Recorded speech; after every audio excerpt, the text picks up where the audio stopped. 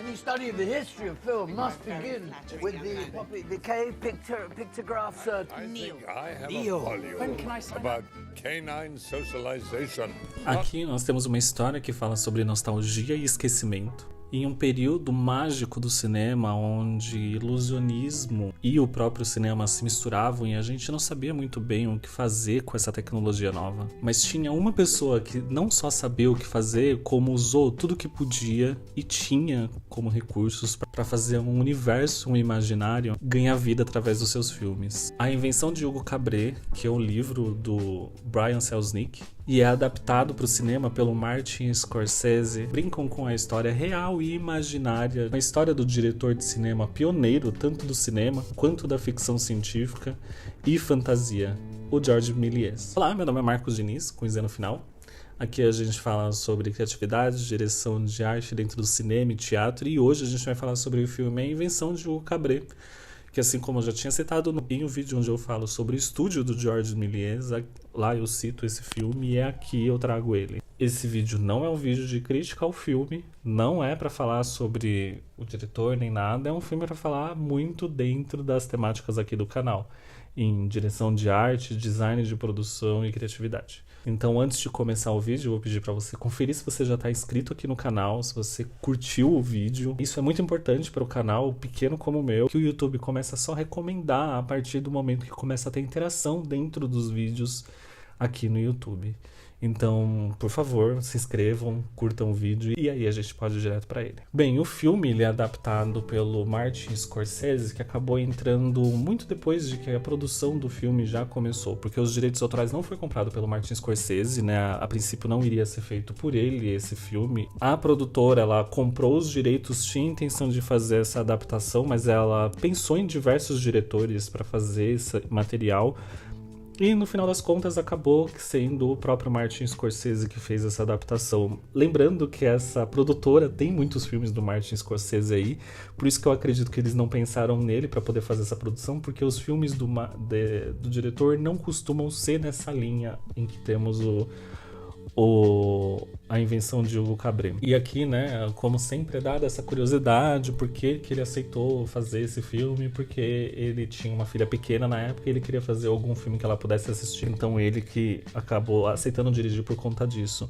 E ele tem também no acervo dele, como ele tem diversas coisas dentro do acervo pessoal dos filmes que ele faz, ou de filmes, né, ele guarda o autômato que é usado dentro dessa produção. O diretor de fotografia, designer de produção e a decoradora de set são, no geral, as três principais coisas que a gente discute ali quando vai falar sobre o visual de uma produção. São pessoas com que o Martin Scorsese já estava acostumado a trabalhar, já tinham trabalhado com ele em diversas outras produções.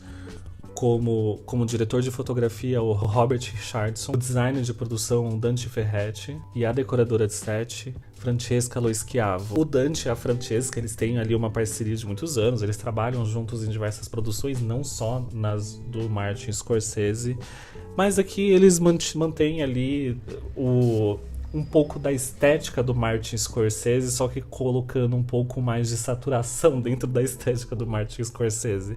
Você pode perceber que os filmes dele que se passam um tempo mais antigo tem muito do que é aqui no cinema, no filme do Hugo Cabret, mas tudo com um pouco mais de cor, um pouco mais de dinâmica ali dentro do visual do filme. Todo o filme quase ele foi gravado ali em Londres, né, por mais que ele se passe ali em Paris, com exceção de algumas cenas que foram gravadas em Paris mesmo. O filme, né, além ali, tanto o filme quanto o livro, além de toda ali a história do diretor Georges Méliès, que eu falo um pouco parcialmente ali dentro do vídeo sobre o estúdio, onde eu me atento só ao período histórico do estúdio, o filme e o livro eles vão pegar uma história posterior a isso, né? Depois do declínio e do fim do estúdio, o que aconteceu com Georges Méliès, ele já é esquecido dentro do cinema, e isso como história real mesmo, né? Então as coisas elas se andam lado a lado ali, meio que em detrimento de contar a história de uma criança, né? O Georges Méliès é o Papa George que aparece ali na história.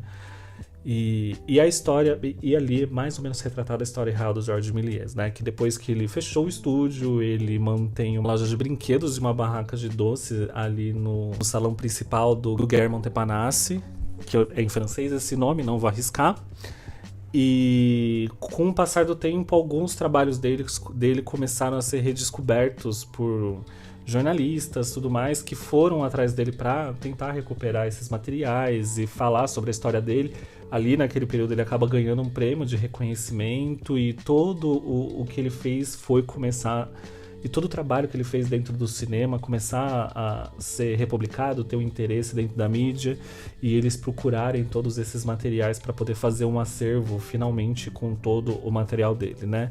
O filme ele retrata mais ou menos esse momento ali entre um pouco antes da redescoberta do Georges Méliès até o momento onde tem a festa ali que ele ganha esse tão prestigiado prêmio. Muitos se enganam que depois disso ele voltou ao prestígio, fez outras produções, ou pelo menos começou a receber pelas produções que ele fez. Não, ele continuou vivendo, não em miséria, mas em uma vida muito simples. E ele vem a manter esse trabalho dele da loja de brinquedos, tudo mais, mesmo fazendo as outras coisas.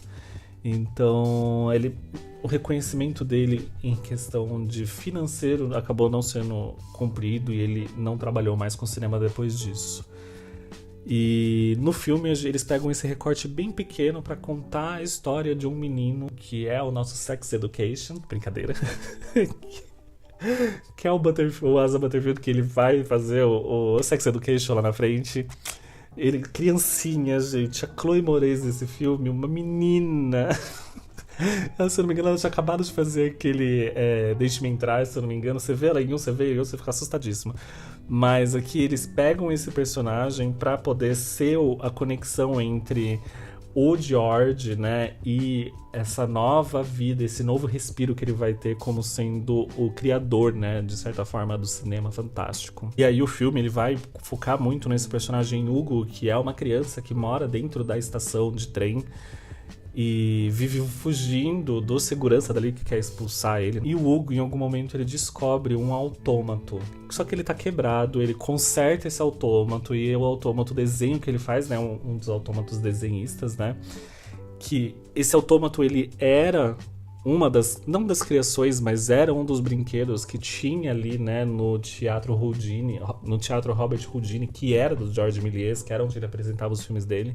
Mas aquele em específico, o autômato desenhista, ele faz ali uma arte, que é o do foguete, da bala, né, do canhão caindo na Lua, né, no filme A Viagem à Lua. Ele conserta esse autômato, começa a investigar isso e descobre de onde veio, e de que esse autômato é do Papa George, que tá ali da loja de brinquedo, né, um senhor triste, sozinho, né, deprimido, tadinho, né, eles aumentam tudo, mas é maravilhoso. E aí ele descobre que o Papa George, na verdade, é o Georges Méliès, né? Mas não descobre que ele é o Georges Méliès, mas descobre que ele fez isso daí, ele criou outras coisas, ele fazia filmes, ele era ilusionista. E aí sim a história vai se desenvolver, né? E ali a gente tem a história do Papa George, do Hugo, mas a gente tem diversas outras histórias acontecendo ali dentro da estação.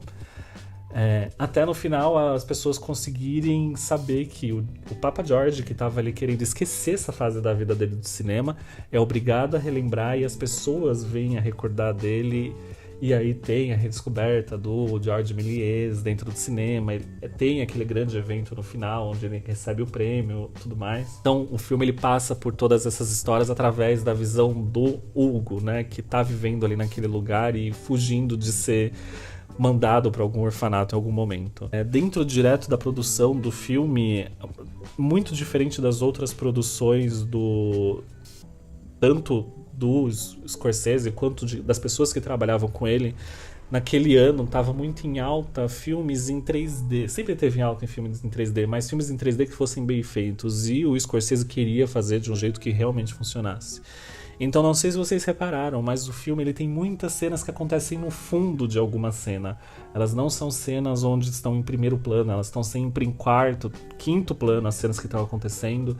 E isso foi propositalmente para tentar trabalhar o filme, que também foi lançado em 3D. E isso foi uma coisa que eles acabaram dando prioridade para poder fazer toda a execução de cenários e decoração de set, porque com o 3D eles iam precisar fazer cenas muito mais amplas do que era necessário, mas para fazer isso eles precisavam preencher espaço.